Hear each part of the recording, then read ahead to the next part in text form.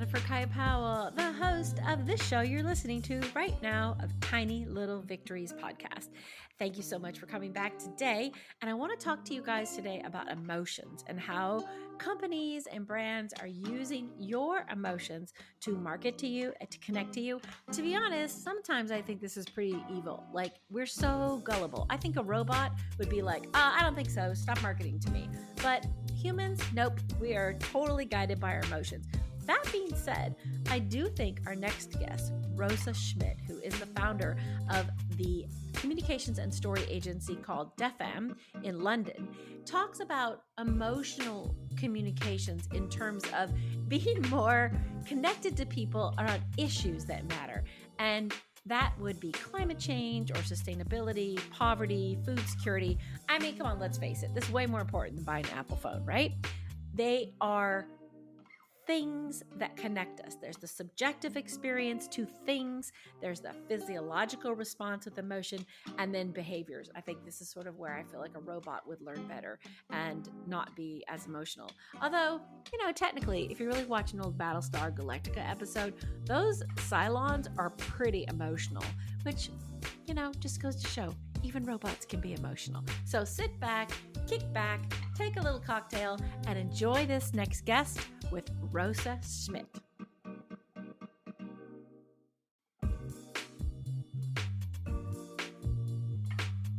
Rosa, I'm so glad that you could take the time to be here today on Tiny Little Victories. So here you are, finally. It's my pleasure. Finally, I have to say, I've been looking forward to this for the last couple of weeks. I'm excited what we're going to talk about today. Yeah, me too. You know what? I really have to say, just to tell everybody out there, Rosa and I have had many conversations over time about everything, really. Emotional branding, the environment, like who you are in the world, like how do you repurpose your emotions, how you got here. And I love that you're here because the first thing I want to ask you about is this boxing thing that you're doing. So you're a Thai boxer, but you left and went to Thailand to learn how to box. So how did that happen? What got you to that point? That's a very good question. I mean, as it is always, I guess, or lots of times in life, I think you have to hit rock bottom in order to change something about things, right? And that happened to me I think 2 or 3 years ago with my career. I realized, I was running towards something that really had no goal. I was really, not really knowing where to go and what to do. Yeah. And, my body also reacted in many ways. One of them was that I could not use one of my hands anymore. So I had to type only with one hand. I know, crazy. And I decided, okay, I need to quit that job and to do something about that. That was the first thing. Oh my God, Rosa, can we just talk about when people say the mind, it's mind over matter, it's not. It's literally matter. Like the idea that your body says, you know what? I'm done. And psychologically, emotionally, something's not right, but you just keep going because we have this amazing capacity to fool ourselves. But your hand is like, oh, heck no, we're not going any further.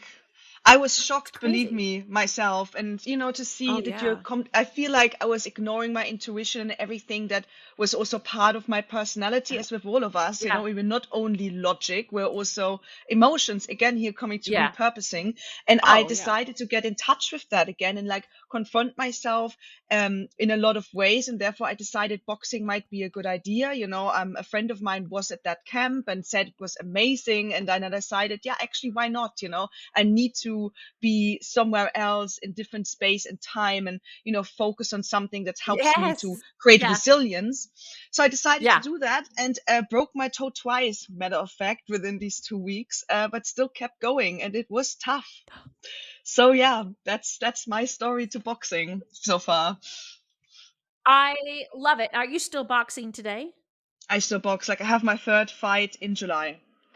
Okay, so I saw a post on LinkedIn, everybody, and we're going to put the notes on how you can follow Rosa because she has the most amazing stories to tell, and I love that about her, is that there's a picture of you coming out of a gym with these gloves on and you're like ecstatic, like you're looking up in the air, you're so happy, and you look absolutely like a sweaty mess, right?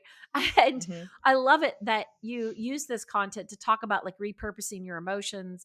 But so you're still fighting, and you have a do you fight every month, or is it like every other month? Is Every like, and how do you quarter, you can determine your say. fight? Every quarter, but So, are you in like a fighting circle? Like, how does tell us how that works? When I came back from Thailand after these 3 weeks, I decided to join a London boxing club, which is, doing boxing and kickboxing and Muay Okay. Thai and all of Yeah. that stuff. And the UK is Yeah. actually quite, let's say, advanced when it comes to Muay Thai in comparison to Germany, for example. So I was like, perfect. I live in London, makes all sense. And I decided, like, okay, I have to do that 2 or 3 times, or not have to, but want to do that 2 or 3 Yeah. times a week, and like, just see if I can, if I like it, apart from Thailand, is it something that I actually want to Ah. incorporate into my life, which I did. And they do inter clubs, which is basically cooperating with other gyms. And then there's one day where, people can, I don't know, register, and everyone is kind of fighting against each other, and both opponents get a medal. So it's not like one wins Yeah. and loses. It's really just about simulating something. Yeah, Yeah. that's how Yeah. it And goes. how were your friends and your partner and your network? Like, were they all supportive of you? Yeah. Did they, Yeah, I were they all mean, like supportive of you, or they're like, no, don't box? my girlfriend is still very worried every time I go into the ring or step Yeah. I into was the going to ring, ask you because how she was. yeah, but she sees the good in it. She sees that I'm way more, Yeah. let's say, relaxed, and I need that. I need my, balance somehow. So it's Yeah. okay, and everyone else is quite supportive. My mom is Yeah. still like gets like, I don't know, heart attacks every time, but all in all, people are supportive for sure. Yeah. Yes. Yeah. I love that you said you're very relaxed when it makes you very relaxed, and boxing is all about strategy, right? It's all about like how you tackle or not tackle something. And to Mm-hmm. me, it's a lot like problem solving. So I wanted to ask you, you said earlier, you talked about, emotion, your gut wasn't right, your instinct, your guts were off, like you weren't listening to your intuition. And I think this is a pretty Yeah. common problem today because there's a lot of people that talk about it. There's an abstract mathematologist named Dr. Eugenia Chang. She's in London. I think you should go and visit her. And she talks Mm-hmm. about how math is solving problems. And the other thing she talks about is how emotions are our only true like barometer of what's going on. And she said, Mm-hmm. yet we don't really pay attention to them, right? So here we are talking about math, and here we are talking about emotions, and here we're talking about them feeding each other, which is we tend to speak more linear, right? About emotions. You said emotions and then, intellect. But I think when it comes together, like your example of having to sort of hit rock bottom, you realize that, it's not one or the other. It's both. Um Yes. and so you came back, and how, at what point did you decide, now I know what I want to do? And is this where you decided to create your own agency? Is this what led you to get there? It took a bit longer, to be honest. I had two other companies in my Oh, 20s now, which kind of never really yeah. worked out. I felt it was Look at more like you. out of Yeah. force. Wow, serial entrepreneur. Woo. Yeah. Ooh. Tick. Yeah, but like, and kick, exactly. Yeah. Yeah, but like I think it took just some time before that. I felt it was, looking back at it, it was a lot about like forcing something that wasn't there yet, thinking also about my time in Thailand. It took Mhm. me time to process all of that and create something valuable for Mm. me, and also something that I can offer. So it was a year later, actually, like a couple of months ago, when I started it. And that also came with my work for Constella. So that's my, let's say, regular client, Okay. my let's say, yeah, Yeah. one and only project, you can say. And through this, I Yeah. can draw also lots of inspiration, and that brought me to the Yeah. idea to bring emotions and logic somehow together, and show that it's the weapon itself for yourself, and also for your company or the I product love you it. want to build. Yeah. It's a Absolutely. It's like a superpower basically, because Mm. I love the fact that you said it took a year, because I think life doesn't work like a Hollywood film, right? You got an hour Yeah. and 40 minutes and everything's perfect. You have a problem, you solve it, you fall in love, you fall out of love, you get back together. Like, but in life, it doesn't work that way. The storytelling is elongated.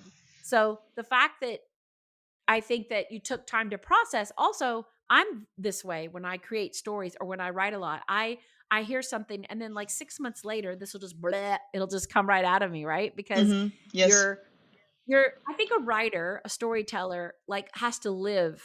They have to experience things in order to come back and create a story. And I know you talk about this a lot. You talk about this storytelling and like the idea that you're creating new terms for your client, Constellar, about like how they're going to talk about themselves is a story. So I Mm-hmm. don't think the world gets this beautiful concept of storytelling because you are helping a company tell its story, which people can relate to, that human side of all of this technology, blah, blah, blah, right? Why are we constantly disconnecting the emotional and the human from technology?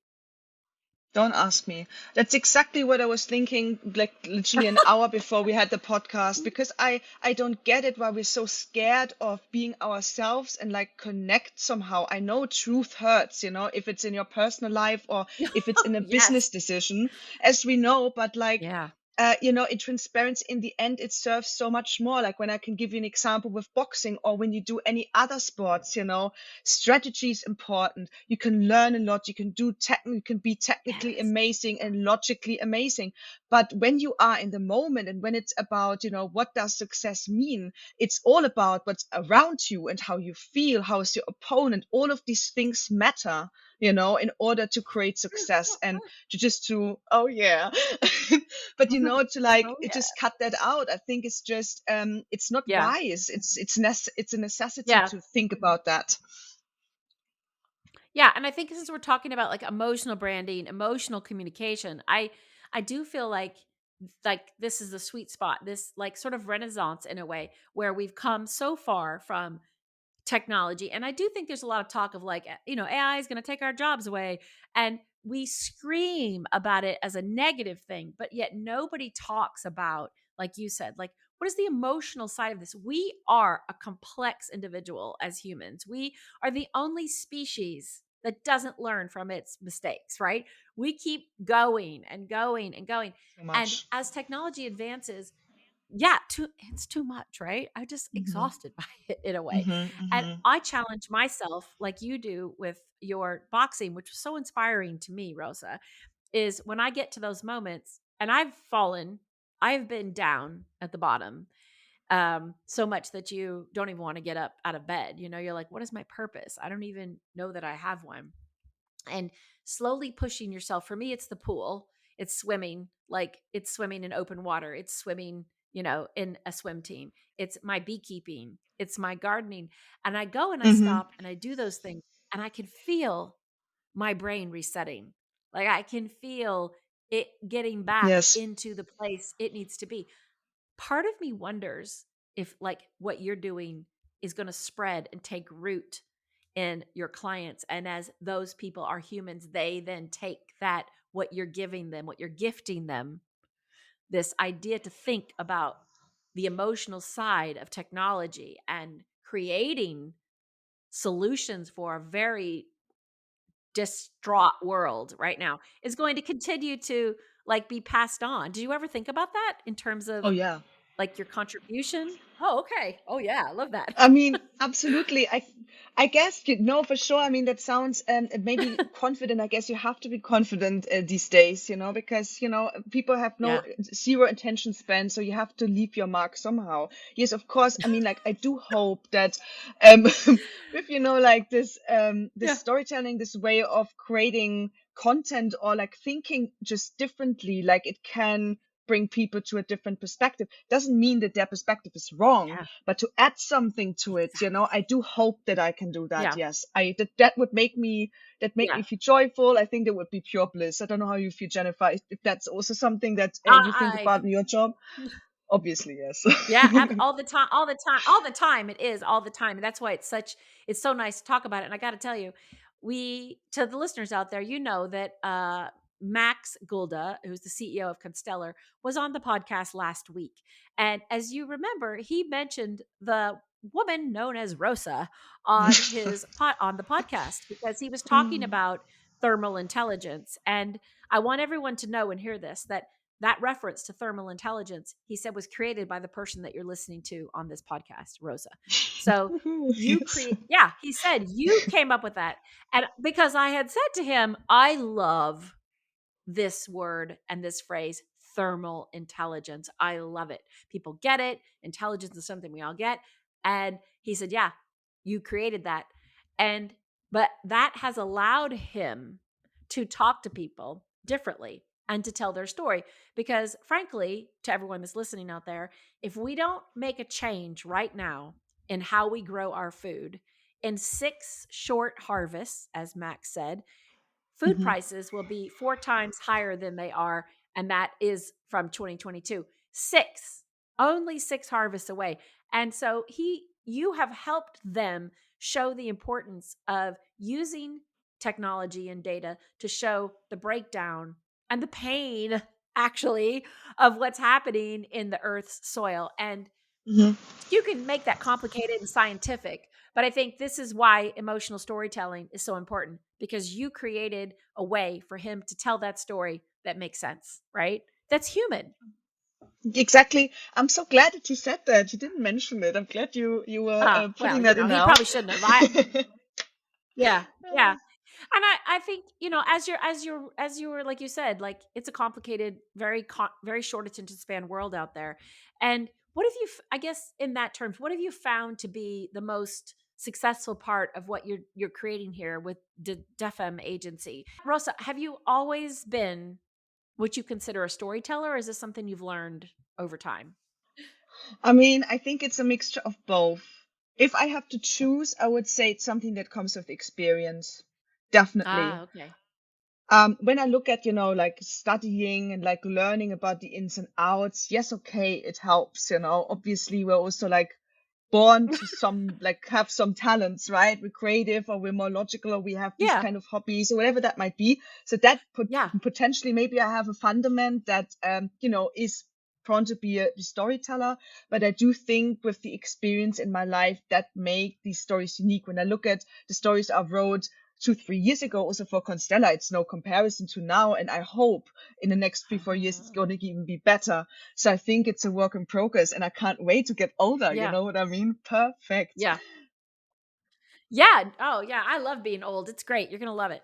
I think you do. I think experience does play a lot. I think that I love that your awareness. I love your awareness around your whole journey as a person. Like, no, I wasn't always a storyteller, but of course, every classic writer says what Hemingway said. You can't be a writer and not have experiences. Like, the idea is an experience informs you, it changes who you are, it shapes you, it gives you an opinion, it gives you a perspective. And I I struggle sometimes and I think our producer, who's in the Rotterdam, the best city in the Netherlands, I'll just say that, whoop whoop, is, he talks a lot about, like, he's also a storyteller himself, obviously, he does podcasts and a lot of other things with companies. But how do you get through this corporate, like, gooky stuff in the front, to break through to that one Mhm. person that's going to hear you, to show them, look, people don't want to be marketed to. They don't. People don't want to be told what to do. They want to feel connected to you. And Mhm. as the world gets more violent, more disenfranchised with each other, the only thing that's going to keep companies going is its connection to people, its customers, which is story. Yes, agreed. I mean, that's a good question. I have so many thoughts in my head here. First of all, Yeah. I think we should start with Let them all companies. out. Let them all out. I Yeah. will, definitely.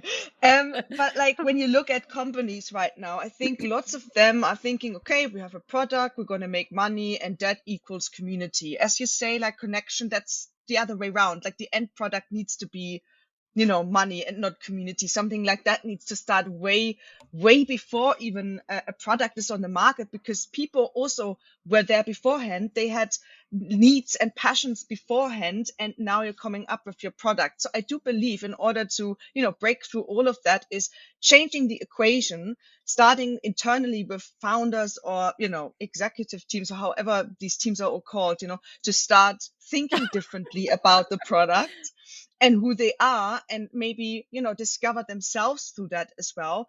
Plus asking the right question to your audience way beforehand, like when you do your product discovery, when you do like your, okay, what are we going to do next? It's not only about like creating an ideal customer profile and putting in 3 bullet points. That's not enough.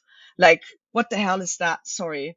I Yeah, mean, it's I I always no, you wonder. can use yeah, no, I do too. I'm with you, sister. I'm right there with you. I always wonder, and I know that like a lot of people that listen to this podcast are in tech, like they're in this kind of market from end to end.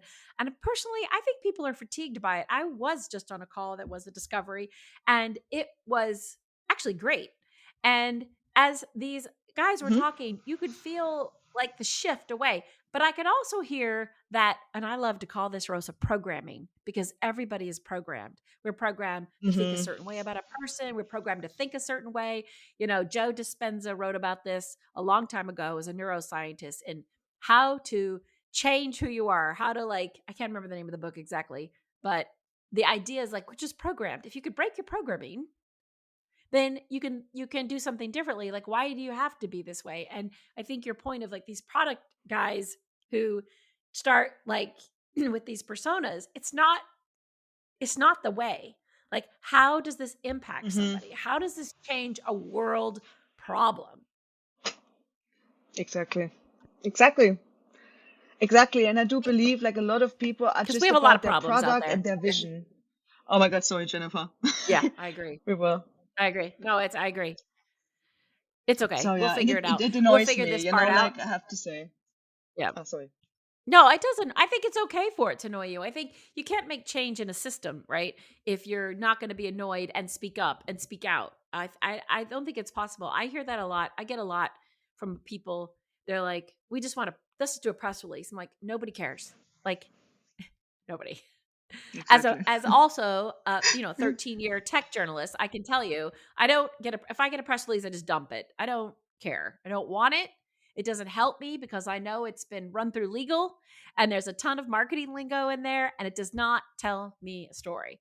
And I really wish companies, I like to say PR is dead, long live PR, because there I think that content and story, and I also begin to think content's a dirty word and I don't like it either, but It's story overused. to me is the very and my whole point is like you're telling stories. Your whole thing about Defum is your storytelling. You're helping people get to the heart of what that story is. And that is like my whole premise for our company. Storyology is the same way, but it's also how I work as a journalist. Hmm. No, I see your point. Where is the effing story? Where's the effing story? Exactly. No, uh you're right. yeah. Yeah, I guess my other question for you, I've been curious to ask you, is once you've created this company, and bravo by the way, and you have this great client that you've been working with over time, another bravo, how do you see yourself changing or the agency changing as you continue to see the success from your client that you have right now? You mean how my company could like change and depending Yeah. on how I extend my Or portfolio? grow or I mean, evolve. I mean, is that something maybe. Yeah, for sure. But to be honest, my vision is something that is that needs to kind of be funded. I've tried to be realistic about that. I would like to, first of all, help companies to achieve something and evolve, I guess, like be flexible about how the agency is gonna be purposed. I don't know. I Yeah. wanna listen to the market and see who actually wants to have my story than the other way around. I think that's Mhm. important to me at least. But all in all, it needs to kind of fund my idea of perhaps creating a, let's say, media powerhouse that has just like this idea about focusing only on emotions and how has this overarching power and how it connects everything. So maybe, create also reports, or as you do, podcasts. You can see, Jennifer, we're both kind of the same person, basically. I love it. So We yeah. are kind of the same person, Rosa. I may take up boxing now. I'm pretty sure I'd be good at it. Yeah, I'm sure. I love how you're thinking, because I had a company I sold in 2014. This is not podcast is not about me, but what you just said, I think we are the same person. It came around when the word content didn't even exist. User generated content wasn't even a term. And it was the perfect storm, really. It was the time when people were just going online, companies were getting online, magazines were like, well, how do we get online?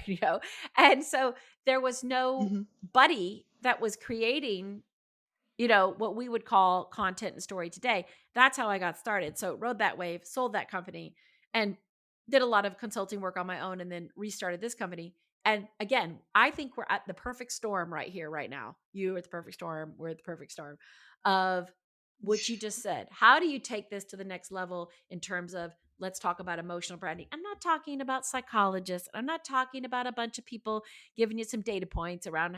Of course, data informs things, but why can't we change what's happening in the industry? That's what I'd like to ask you. This industry is busted.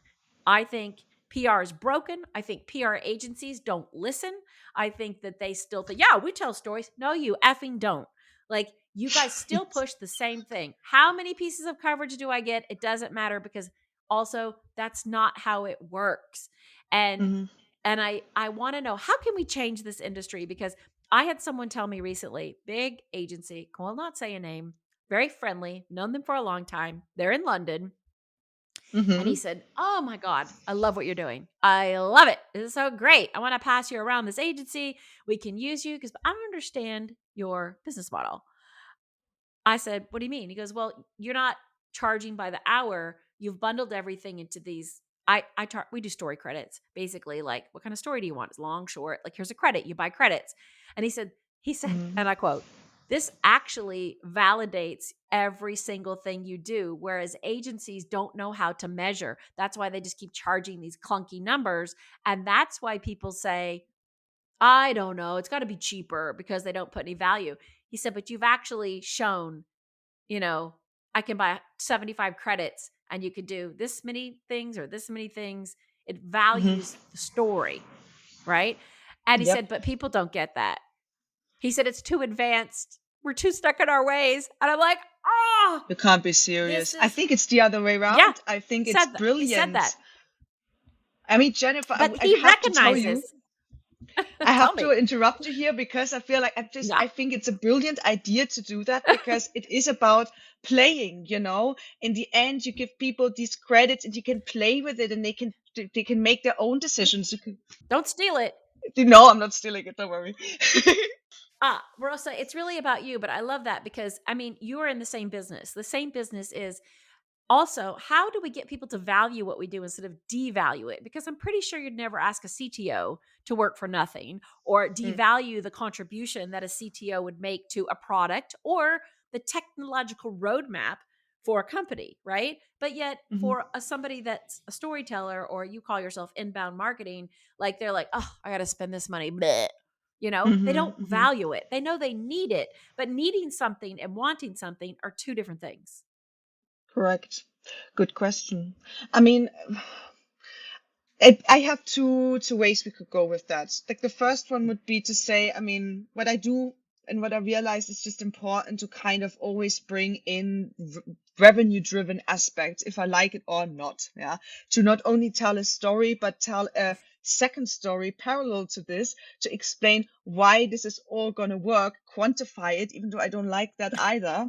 And then, come to a conclusion and see what's going to happen. I think there's still lots of risk if you're going to make that assessment, even though that's still here a very secure way of, like, communicating, handling it, or sending your proposal. But yeah, we're still like very much, I don't know, dependent on the opinion of people and what they think. Like, it's like, math is clear, 1 + 1 = 2. And, a story everyone has their opinion on it. So I guess that's this risk that's always going to remain.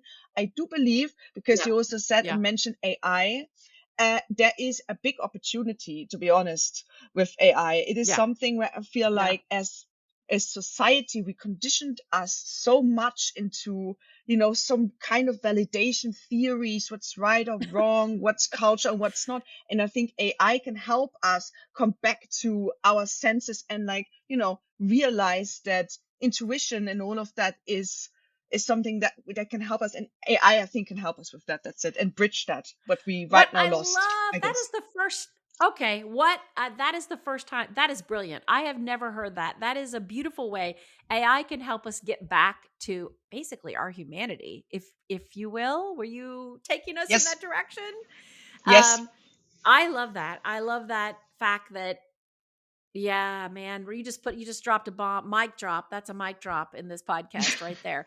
Can AI bring us back to our humanity? And actually, I agree with you because, you know, we that I'm not afraid of AI in terms of taking my job away because I know that my experience, we go back to what you said earlier, and my skill with writing, AI will never be able to do that. It will never be able correct. to sound, it'll never be able to be my perspective or my passion. You can definitely tell the clients that I work for in some of the pieces that I ghostwrite for CEOs. Like you can 100% when you find out I'm writing for them, you're like, oh yeah, that's totally you. And I'm like, yeah, Mhm. yeah, I'm in there. But but your idea of like you're gonna take this idea of AI and allow it to bring back some of our humanity. We're going to need that in the future, that humanity. Of course. And this is why I Hmm. think what you're doing is critical. What you're doing is not, we got to continue, you have got to continue to challenge that system. And maybe you'll get little less away from having to do that secondary storyline about always showing the value. People just realize straight out, like, we need this to survive. Exactly. To survive is exactly the point, and maybe also from their own, understanding from their information they're retrieving and reading. Oh, I've read about that. That sounds interesting. We need that for our company. Yes. That would be Yes. the ideal case. Yeah. I really do hope we're getting there. I just feel it. I can't explain it, but I feel we will. Because, we're just full, every person has just a certain capacity, and then they're in need to just shut off or shut it down and just come back to the basic, if it's gardening, boxing, or reading a new story. Who knows? Oh my God, Rosa, that is the perfect way to close out this podcast. You just took it back to the beginning. You talked about getting back to our humanity and all of these things. I love that you are here in this world to talk about that and bring your experiences in such an open way. So thank you so much for joining us today on this episode of Tiny Little Victories. It was my pleasure. Thank you, Jennifer, for inviting me. It was great.